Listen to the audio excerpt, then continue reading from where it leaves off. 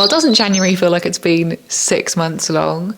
Welcome back to my channel. I hope you've been doing really well. It has been a hell of a start to 2025. I wanted to talk to you today about my New Year resolutions, goals and rituals. And this is, in all honesty, partly to hold myself accountable. It's all very well to do those things at the start of January. It's much, much harder as we approach deeper, darker winter. I know it's not technically darker, but it feels darker because winter's been so long as we get into February. I usually set my New Year goals in September because I simply can't let go of the scholastic calendar. But there are lots of things I want to achieve this year, or a few things I want to achieve this year, and I simply will not be able to do them unless I stick with these goals and intentions. And the first one is to spend less time on my phone and less time on social media, which I know is something from a content creator, but I spent 2 weeks with my phone completely switched off over Christmas. I can't stop talking about it, and it's so annoying, I know, but it really did shift my perspective. I needed to confront and kind of process a lot of the things that happened to me last year, which I won't trauma dump. I really want to maintain those habits this year. And that starts by committing to my weekends off social media practice, offline 48. And I'm also going to be scheduling in extended breaks and making sure that I stick to those extended breaks. And the first one is actually happening this Friday. I'm going to be completely offline with my phone switched off from Friday until Wednesday. And I will talk about that in the next vlog. That is something I'm going to try and do this year about 4 times a year. If it appeals to you and it's accessible to you, do please join me, especially as, let's not go into detail now, but it's been a bit of a rocky start for social media platforms, shall we say. So I want to be super intentional about the time that I do spend online and show up in the best possible way with all the fact checks when I am online. My second goal for 2025 is to write more, and a couple of you asked last year about my Substack. I'm really happy to say that my Substack is back up and running. I am doing weekly posts on my Substack every Friday at 1 p.m. I am writing about fashion and sustainability, and there's also been lots of offline 48 related writing just because it's been a transformative thing for me and it's been a big part of my January so far. So I have been writing about that quite a lot, and also how it pertains to fashion and consumption. And I've also been sharing book recommendations, film recommendations, TV show recommendations, and article recommendations. I would love to have you as part of my Substack community. I really am committing to that space this year every single week. And then my third goal for 2025 is to make my own clothes. I've booked myself into a kind of beginner's sewing machine course next month. It's interesting because I think without the first goal of spending less time online or being more intentional with the time that I do spend online, I'm not sure I would be able to do my goals 2 and 3, write more and learn how to make clothes, because they sort of require me to not be on social media. I need my brain to kind of be as calm and quiet as possible. I spent a lot of time over Christmas repairing moth holes and repairing my clothes generally, and I absolutely loved it.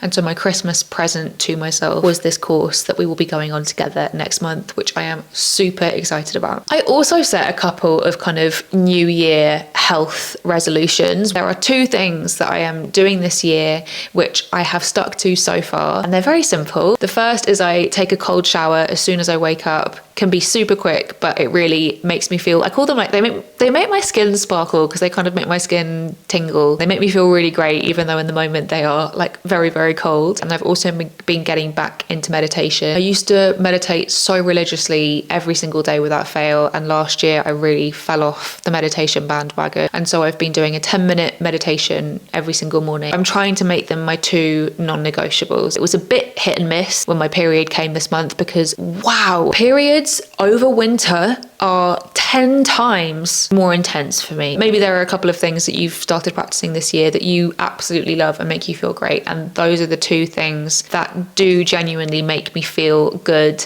even though I don't find them sort of easy to slip into. I wanted to share my book recommendations with you that I did already share on my Substack. The first is Who Owns England by the most appropriately named author. He's called Guy Shrubsole, which is just ideal for what he's talking about, which is land ownership in this book. It's my only non-fiction recommendation, which is rare for me because Last year was my year of reading. It was my year of reading non-fiction because I was one of the co-judges for the inaugural Women's Prize for Non-Fiction. This is an essential read for any Brits wanting to learn about the issue of land ownership in the UK and also the history of it and why it is so darn opaque. It holds the key to solving so many issues related to climate justice and wealth inequality and also the housing crisis.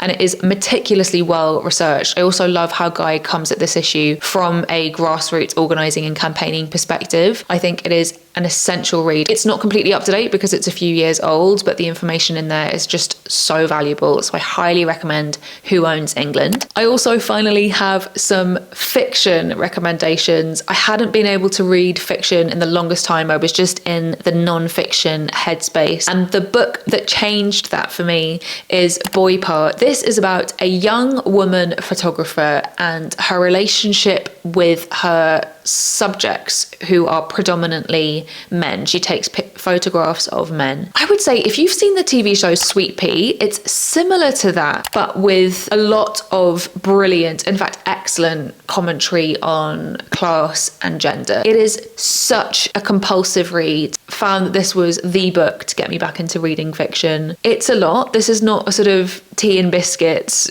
read of a book. It is intense, but it's brilliant. My next fiction recommendation is The Ministry of Time by Callie-Anne Bradley. I absolutely adored this novel. It is set in London in the near future, and it is a deeply romantic read about time travel, the British Empire, and the climate crisis. Now, I know those topics are not very romantic, but the characters in this book are heaven. I was so wrapped up in it. It really swept me away. I think it's such an imaginative and exciting book. And usually I would not be drawn to anything about time travel. There's a line at the beginning of the book which sort of says, just suspend your disbelief and go with it. And I did. And I loved it. I really, really enjoyed this book. I would be surprised if it wasn't turned into a TV show. It was very exciting. It's a really, really exciting book. And I think it's very clever and I would highly recommend it. As with any of these books, if you've read them, please let me know in the comments what you thought. We will absolutely continue to talk about books on this channel, but if you also want TV show, film and article recommendations, as well as my writing, do check out my Substack and I will leave a link in the description box. It would be so wonderful to have you there with me.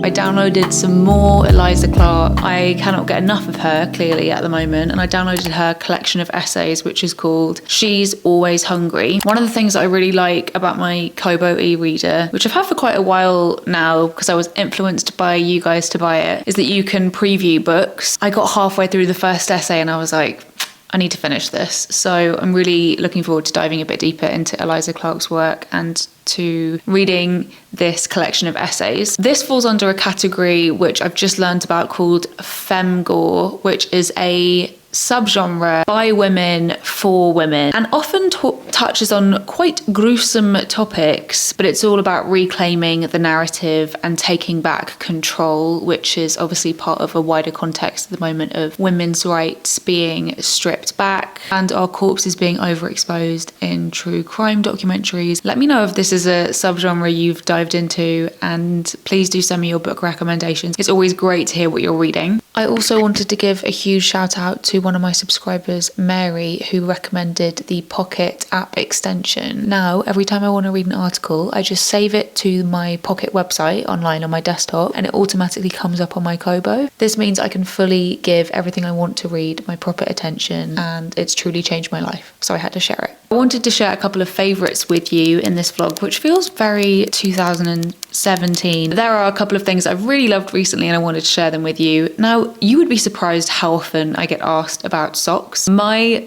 favourite socks come from Finisterre. Finisterre is a British brand and they were one of the first brands to endorse the All Foundation's Speak Volumes campaign. They so willingly shared their annual production numbers with us. I have absolutely loved wearing their socks. I have their chunky socks for all the kind of walking that I do. I pull them up like a real cool gal above my trousers. I am all about cozy socks at this time of year. They're really such a winter warmer for me. I'm a bit of a flaky gal at this time.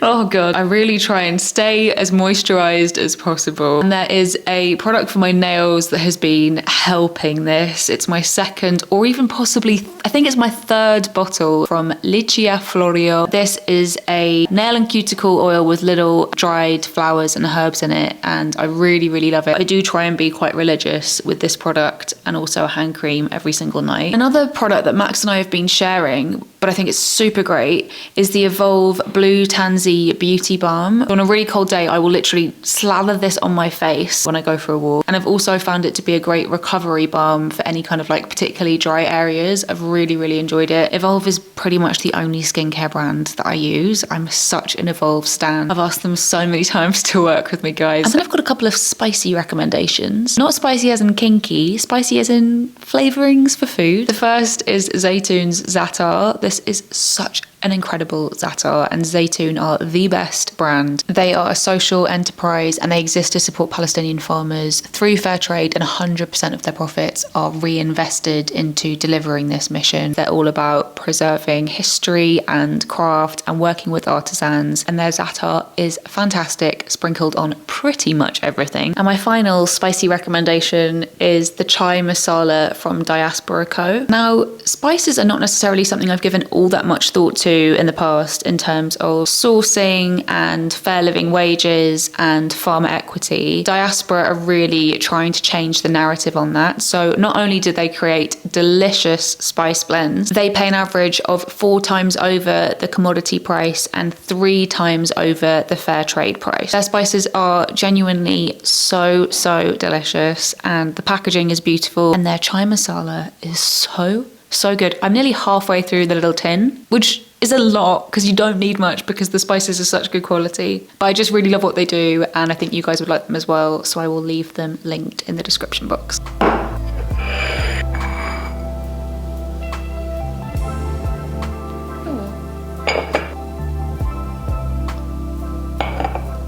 It's the next day now and I've been editing this video. I really did get quite carried away with those film and TV clips. I know there wasn't all that much action in this video, and that's really because my January has been very much lacking in action. I've been wintering and hibernating so hard. I will be slowly starting to peer my way out of my hibernation hole in February, and so next month's vlog should be much more action-packed. I'm wishing you and your loved ones a really happy and healthy 2025, and I'll see you in the next vlog.